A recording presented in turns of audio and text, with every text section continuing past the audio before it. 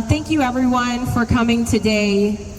We're here at the Ohio State House for an urgent press conference with organizations from throughout the state that have traveled here today to call for an urgent message to our leaders, both here in the state of Ohio and the Trump administration, to put pressure on Israel to stop the genocide and the atrocities that are happening inside of Gaza. We'll start with some speakers here from different organizations. If you guys can just introduce yourself, a short introduction, and then move with your speech, that would be great. I will introduce Yanita. She's one of our leaders here in Ohio that has paved the way for this movement, and her empathy for the Palestinians is definitely recognized. Thank you. Thank you to all the organizers for this conference. It's very needed. My name is Munira Yassin Abdullahi. I'm a state representative. I represent District 9 here in Columbus. I'm also the first Muslim woman elected in the Ohio House. And I stand here today as a daughter of Ohio, as an American citizen, as a representative of this state, and as a human being who refuses to be silent while our tax dollars are used to starve children and to fund the oppression and destruction of an entire people. Let us be clear, Ohioans, and I'm speaking to my colleagues here, did not elect us. And those in the US Congress, they did not elect you to use their hard-earned money overseas to finance bombs that flatten schools, missiles that incinerate families, and blockades that deliberately cut off food, water, and medicine to children and families. We are told this is defense. But tell me, what defense is it to starve a newborn? What defense is it to bomb a hospital? What defense is it to deny a people the right to live in dignity and freedom? This is not defense, it is genocide, carried out in real time with our dollars and in our name, and we are saying no more. I have spoken to families right here in Ohio who are struggling to put food on the table, who are struggling to afford medicine, who don't have access to clean water, who are drowning in debt before they graduate. And every single one of them, I can guarantee you, do not want their money stolen from their paychecks to fund apartheid, destruction, and starvation anywhere in the world. They want those dollars invested in healthcare, in schools, in roads, in safe neighborhoods right here in Ohio. And it's not just Ohio. Across America, polls are showing what we already know. Americans do not want to bankroll starvation and genocide. They do not want to bankroll destruction. And they are saying, not in our name, not with our money, and not with our silence. And the same leaders who tell us there's no money for universal health care, who say we can't afford affordable housing, somehow find billions overnight to send money to a foreign military that commits daily war crimes.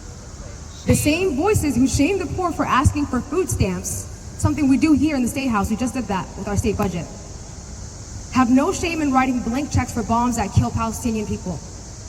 That is not fiscal responsibility, that is moral bankruptcy. So today, I join the call for Ohio to divest from genocide, for our country to divest from genocide and war, to stop funding death and start funding life, to stop exporting war and start investing in peace. And we must make it known in the halls of power that every dollar sent to oppress Palestinians and every dollar spent to oppress people across the world is dollars stolen from the pockets of working Americans. History is watching us. The American people are watching us. The world is watching us. And the question is simple: will we continue to pay for genocide, or will we have the courage to stand on the side of justice? And as a state representative, I do want to say, this state has an anti-boycott and divest law. And myself and my colleague, Representative Tristan Rader out from Cleveland, are committing to try to repeal that law. So I want to announce that here today, that we are working to do that, and that bill will be coming out very soon. And it is not right to tell US businesses, Ohio businesses, that they're allowed to boycott and divest anyone, but not Israel. They could boycott American companies, but they can't boycott and divest from Israel. That's insane, and that's un-American. And we will work to repeal that. So thank you again for being here today. I will now call the next speaker, who I don't know who it was. Johara from AMP. Thank you.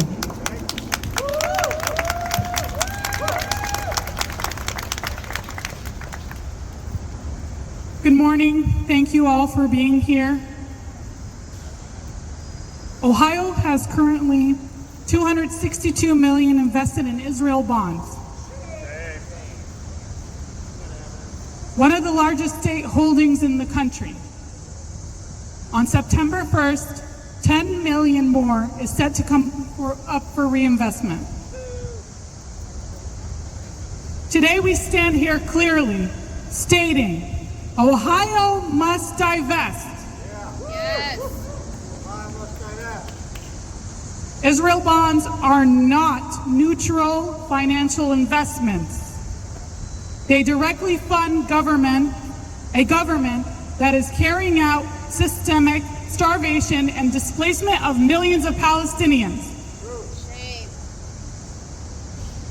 International experts and human rights organizations have warned that the deliberate withholding of food, water, and medicine is being used as a weapon of war.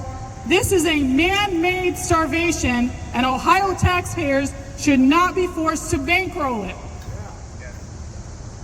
Across the state, many counties have not reinvested in Israel bonds.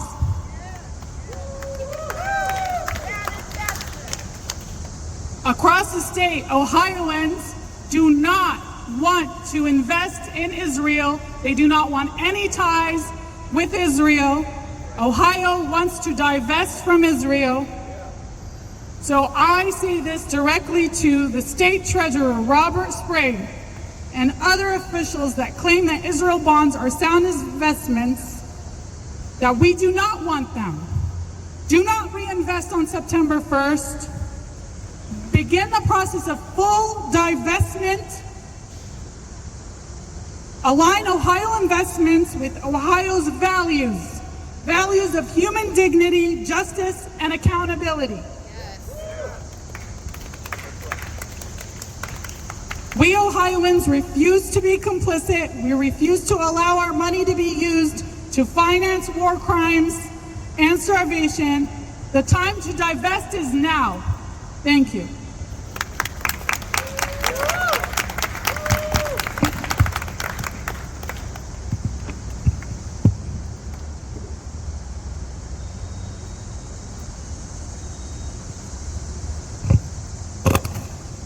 Hello, I'm Jonathan Nortman from Cincinnati Palestine Solidarity Coalition. Though we are here today, our hearts and minds follow the trajectory of our taxes. They are with the people of Palestine, the people that have seen their homes bombed and bulldozed, the people that have been displaced and had their families literally ripped to pieces, the people denied food and water and freedom, the people that look up to the sky and see the dollars of the richest nation on earth raining down on them in the form of the 2,000-pound bombs we send.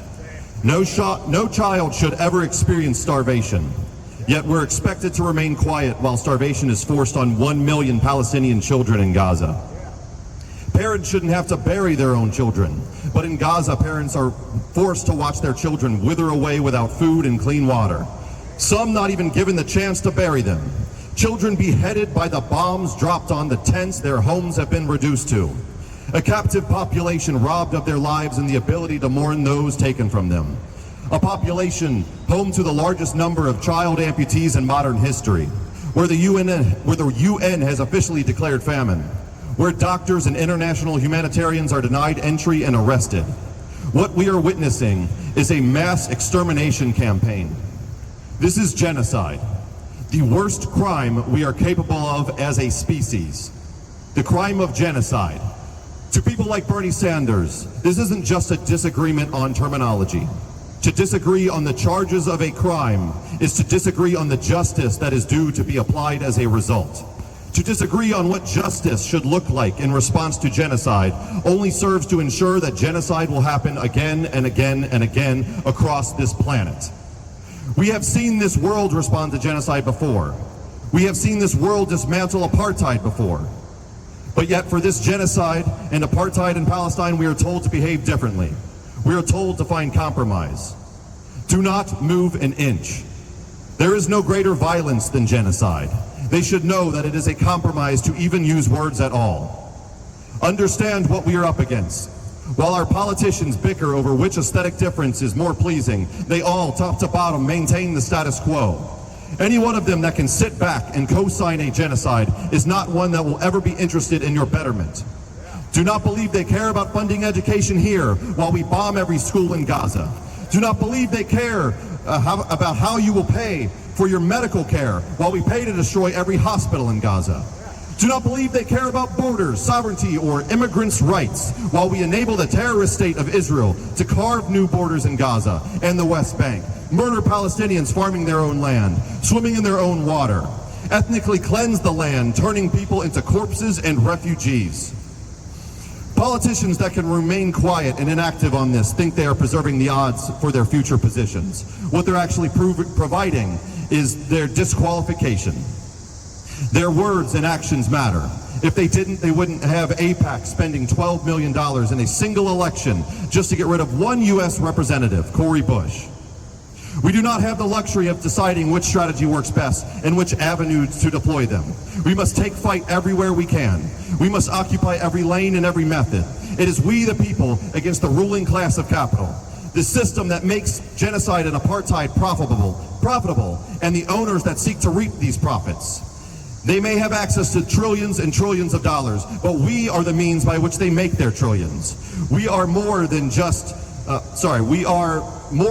consumers deciding what we do and don't buy. We are the producers. We are the fire in the furnace that propels this genocidal death machine forward. We must douse those flames, jam those gears, slam it to a stop. If our world government wants to make business out of funding a genocide, then we must decide that there will be no business as usual. Demand divestment in every city, every county, every state. Demand an end to all weapons shipments, all trade relations with the terrorist state of Israel. Flood these buildings. Confront the enablers and suppliers, and free Palestine. Thank you.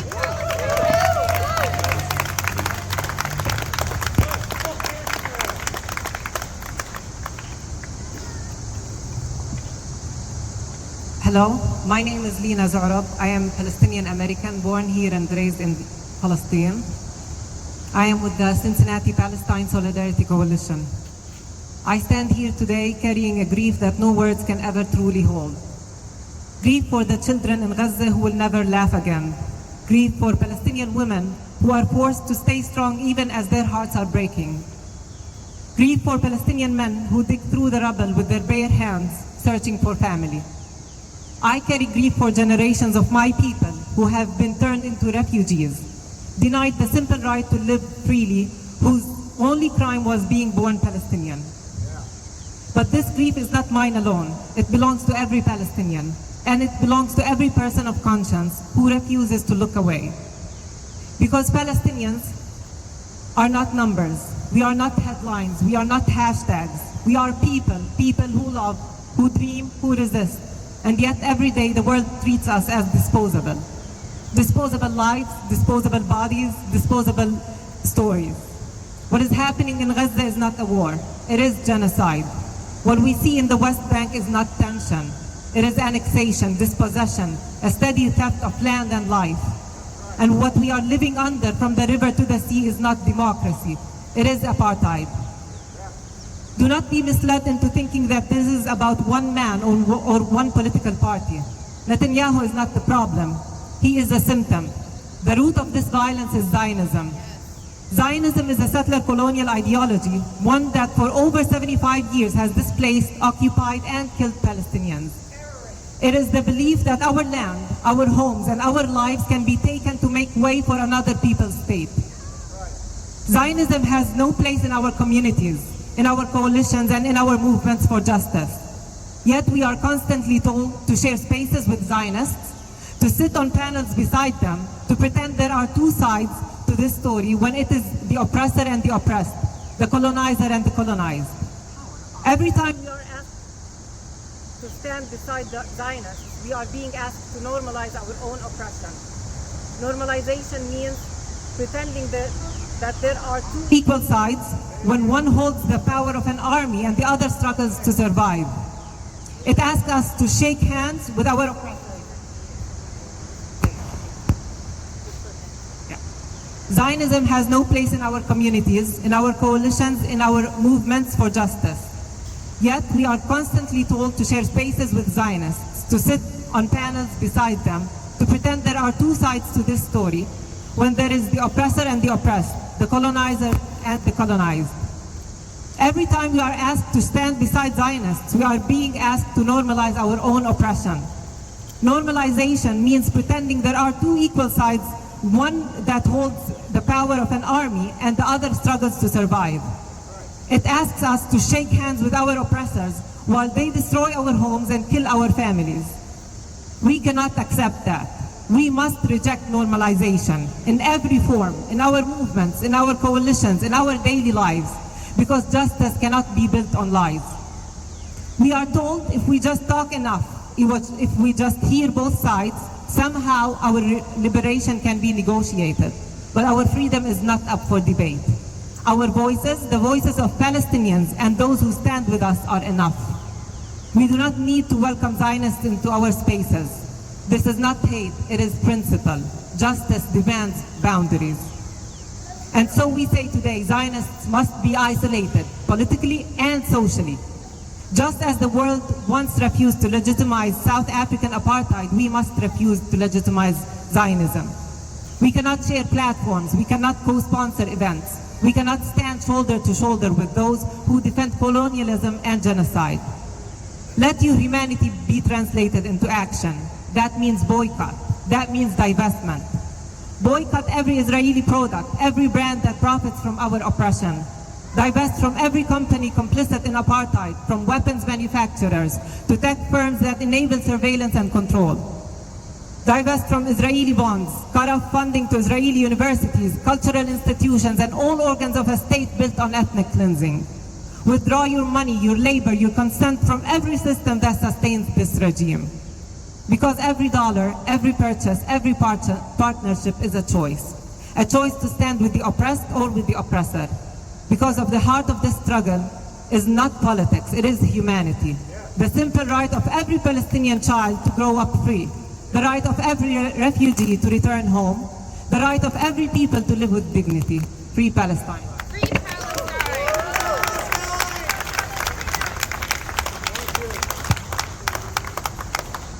Good afternoon.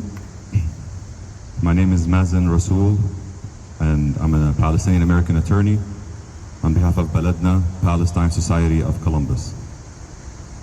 I'm speaking today with a heavy heart about one of the most devastating crises in our time, the ongoing genocide and ethnic cleansing of the Palestinian people. For 22 months, we've watched mass killing unfold live, not caused by a natural disaster, but by policy and force. Over 62,000 Palestinians have been killed. More than 20,000 are children. Entire families have been completely wiped out. Tens of thousands of children are now orphans. So many. They've created a new term, WCNSF, Wounded Child, No Surviving Family. This term was only made up for Gaza. Hospitals, schools, shelters, and every single university in Gaza has been completely bombed. There is no safe place left. And it's not just the bombs, it's the deliberate starvation. Israel has used hunger as a weapon, blocking food, fuel, water, and medicine. Infants die in powerless incubators. Mothers can't feed their children. This is not collateral damage. This is deliberate, calculated, and this is the policy of the Zionist regime. Now the Israeli forces are advancing on Gaza City, one of the last few areas with some buildings still standing, where over 1 million Palestinians are trapped. This will bring more death, more displacement, more destruction. Meanwhile, over 9,000 Palestinians are held in Israeli prisons. The majority of them are held with no charges or trial, including at least 250 children. One of them is a Palestinian American, 16-year-old Muhammad Zahir Ibrahim, detained since February 2025 without any charges or trial. In the West Bank, settlement construction is expanding rapidly. The E2 project that was announced and adopted by the Israeli government threatens to cut off East Jerusalem and sever Palestinian cities from one another, in addition to all the roadblocks that already exist. It's a calculated move to erase the future of Palestinians. And hundreds more Palestinians, including 2 U.S. citizens, Saifullah Musallat and Khamis Ayad, have been killed by the Israeli settlers in just the past few weeks in the West Bank. And all this while our U.S. government stays completely silent. Members of Congress stay completely silent, not even standing up for their own U.S. citizens who they're elected to represent. Let's be clear, this is not a war between equals, this is not defense, this is occupation, it's apartheid, it's settler colonialism, and it's genocide. The world must stop pretending otherwise.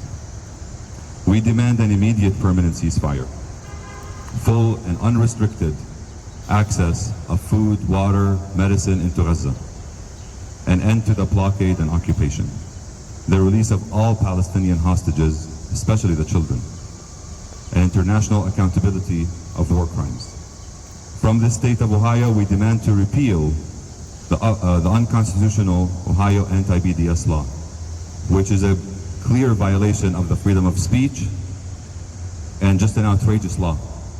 You're allowed in this state to boycott Michigan, to boycott Pennsylvania, to boycott Coca-Cola if you want, but not the state of Israel. This is outrageous. We demand the withdrawal of all investments in Israel bonds, which fund genocide, apartheid, and settler colonialism. There is no reason for our state to be invested in those bonds. Even from a financial aspect, those bonds are junk bonds that have a very high risk to our own tax dollars. An end to all institutional ties with Israel, including state, institutions, universities, and localities, until it complies with international law. This is time not for statements. The statements' time is over. This is time for action, now and not tomorrow. History will remember where we stood and what we did. Thank you.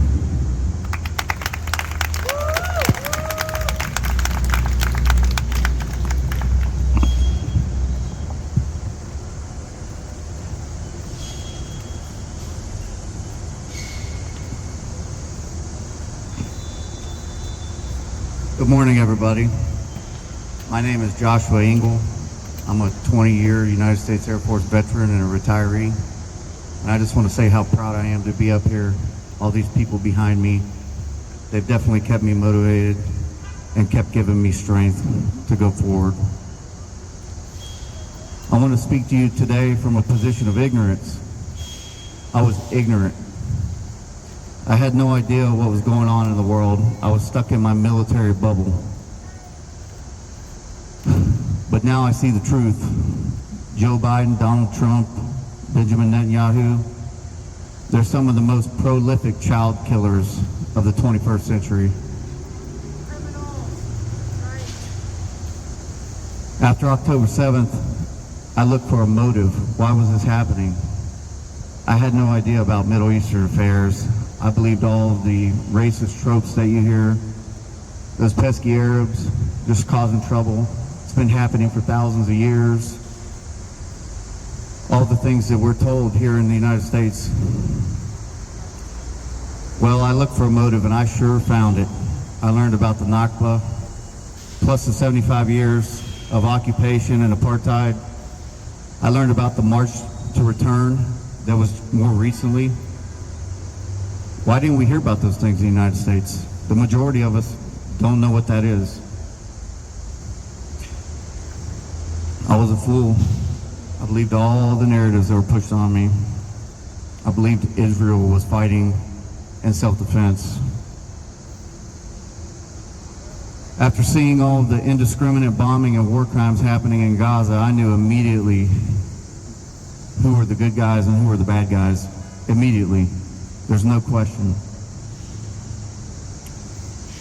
I expected to see some type of laws of war, laws of armed conflict, Geneva Conventions. I expected to see those being followed, and it was the exact opposite. And then I realized I have nothing in common with the people of Israel, and neither does the United States.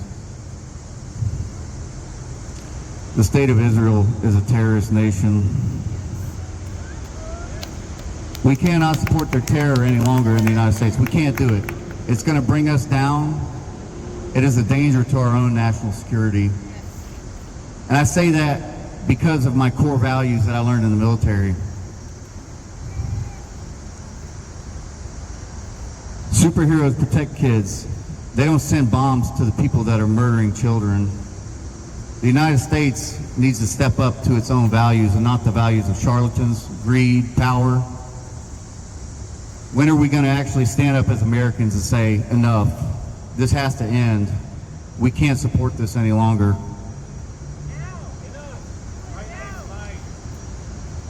And I'm up here today because if it were me buried in rubble or my children, I would want someone to speak for me too. So here I am. I will speak for anybody that is being oppressed like the Palestinians are today. And as far as I'm concerned, I have so much more in common with those people than anybody else. If our elected officials don't uphold these values, it's up to us to do it. And I can tell you right now, there are two things that are going to help end this conflict: money and might. That's what people respond to. So what I'm saying right now is what you've already heard: boycott, divest, sanction. We have to do it. We have to. It's either that or military intervention. We have to take one of those paths. That's the only way this is going to end. Thank you for your time.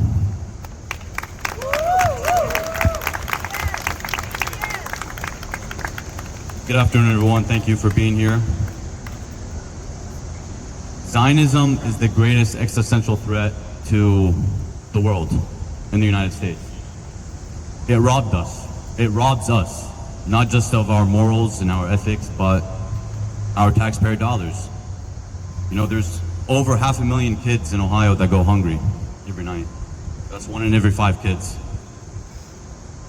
And I don't know what the excuse, there is no excuse for that. That's a stain, that's an embarrassment on the state of Ohio and our legislators. That's disgusting. Shame. And I'm not even talking about my own people who are getting slaughtered in Palestine as we speak. I'm just talking about my neighbors here in Ohio. And as a Palestinian American and as a Marine Corps veteran, I have a duty and obligation to speak for all people. My oath did not expire. All the veterans standing up here with me, their oaths did not expire.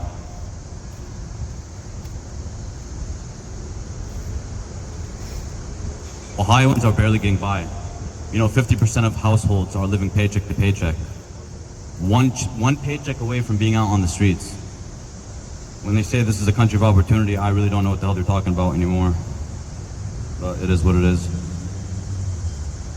My solution or my idea for all Ohioans across all counties, across the states, start considering forming councils and take these councils very seriously. And what these councils are going to be responsible for doing is speaking on behalf of the citizens of each county and holding the representatives accountable and being a voice of veto. When we say no, we mean no.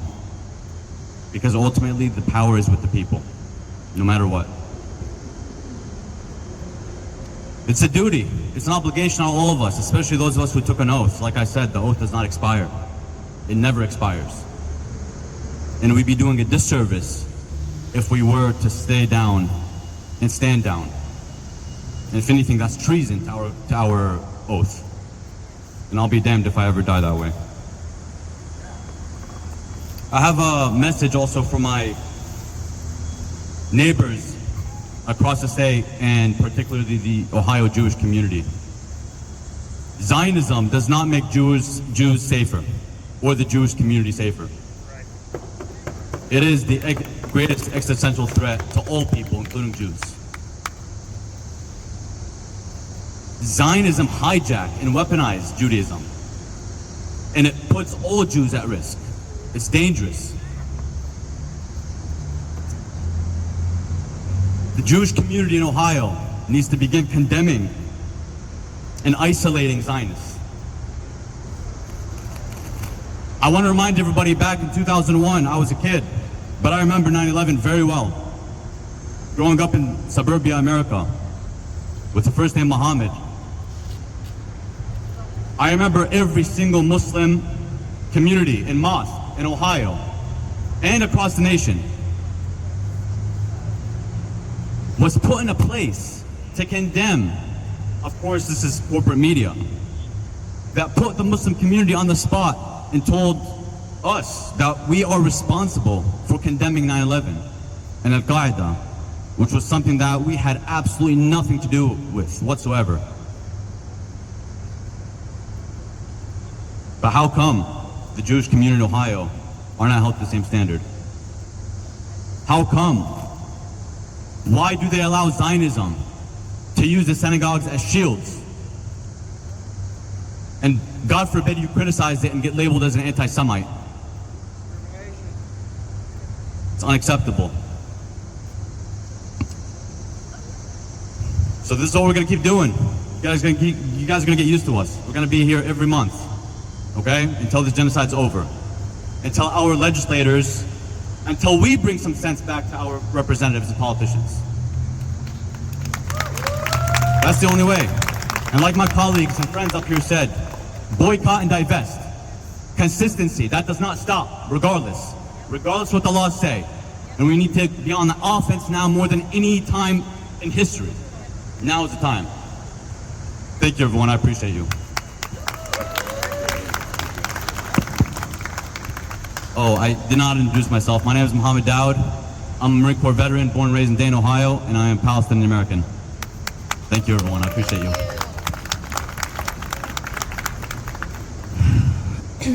My name is Josephine Gilbo. I am a 17-year United States Army veteran and a former intelligence officer. I've worked with assignments in the DIA, the ODNI, and I was at NSA for almost 5 years. I have a mobilization to Operation Enduring Freedom, which is Afghanistan. And with all that experience and all that knowledge, I'm here to say and agree with the sentiments of my colleague that I was brainwashed. I grew up as a Republican, a very devout Catholic.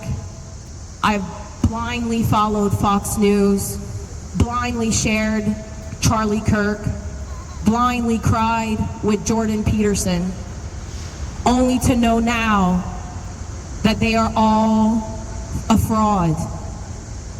The time has come. This is a litmus test. This is the test by God. Where do you stand when the children of this world are being slaughtered? Where do you stand? You have to decide where you stand. I have no doubt that Ohio could be the first state to totally divest from Israel, because this team will not stop, and we will not stop until it happens, even if it's 4 years, 5 years, or 10 years. This is a commitment we are making for a lifetime: divestment from Israel. Israel is not our ally any longer. We have decided. But despite these efforts of divestment, something bigger is coming in the coming weeks. Israel has decided to invade the last standing area in Gaza. What we are about to witness is going to be thousands of children being slaughtered. I did an analysis with my colleagues, my military colleagues, and I said 14,000 and they said double. We are about to watch Israel mass slaughter children in the coming weeks if these state representatives don't move into action now. I am calling on Senator Bernie Moreno. Senator Bernie Moreno, you need to hear this call, this cry. I am desperately crying for you to please stand on the right side of history. You are an immigrant from Colombia. you understand the way this country works towards people like you. You need to stand on the right side of history and say enough. We cannot allow Israel to invade Gaza City. They will slaughter thousands and thousands of babies.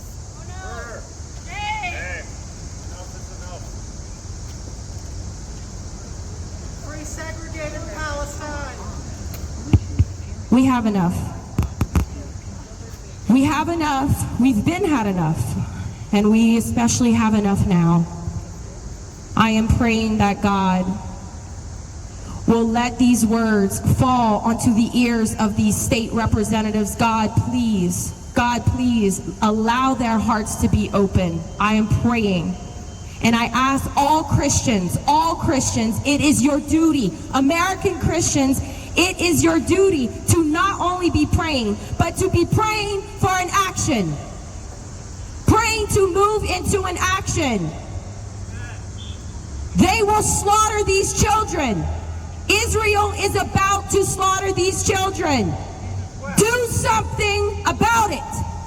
Free Palestine. End the genocide!